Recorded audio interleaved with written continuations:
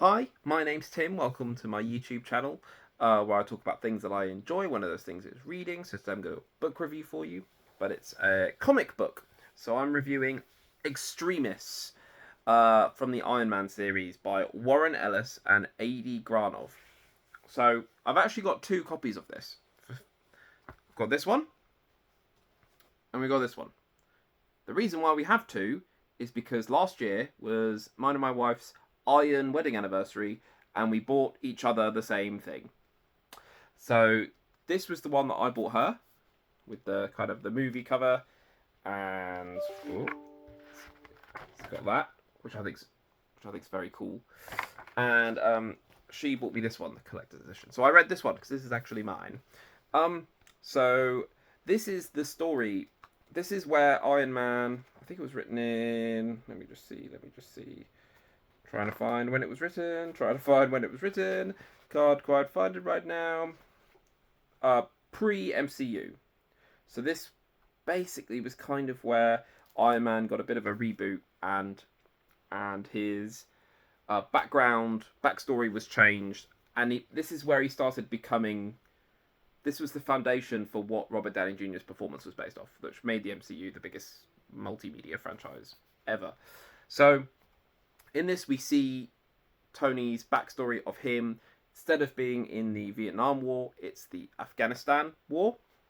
And we see the Extremis drug that allows you to be super powerful and breathe fire and regenerate wounds. We see Maya Hansen. We see Aldrich Killian, very briefly. Very different characters. And we see Tony struggling with using his company to be a forward momentum for change, to bring change, but they still have that weapons manufacturing background, and he stopped that. And you've got he's no longer the CEO, he's the chief technologist or something, which allows him just to make stuff and not run the business.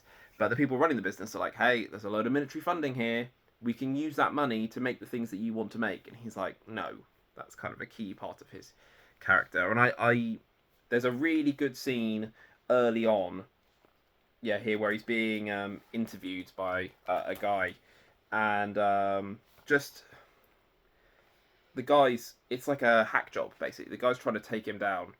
What does he say? He says something really funny. What does he say at the end?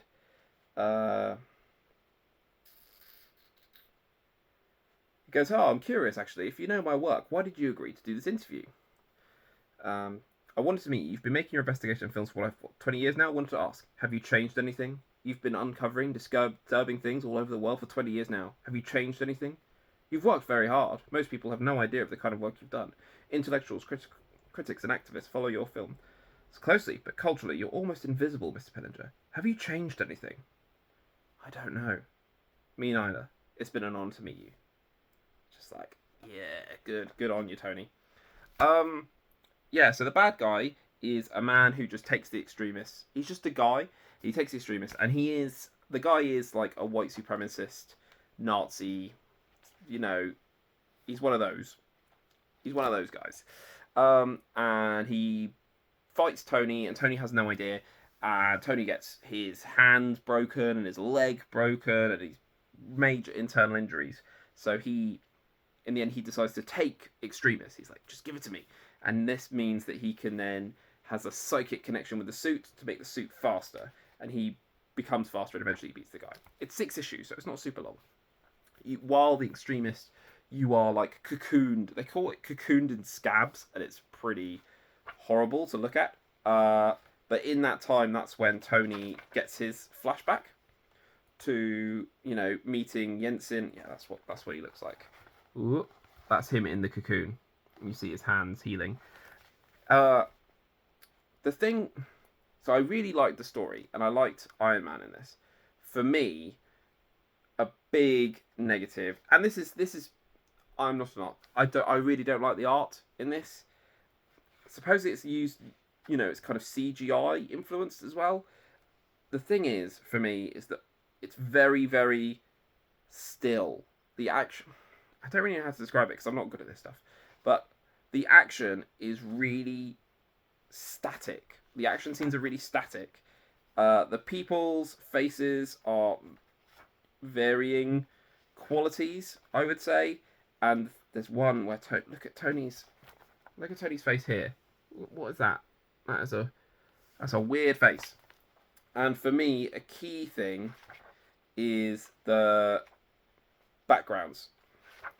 The backgrounds are so... They're either just not there. So look, these guys are fighting on a highway. Could you tell? No, you can't tell. Here, he's in Afghanistan fighting. Can you tell? Not really. There's nothing. Each thing is just...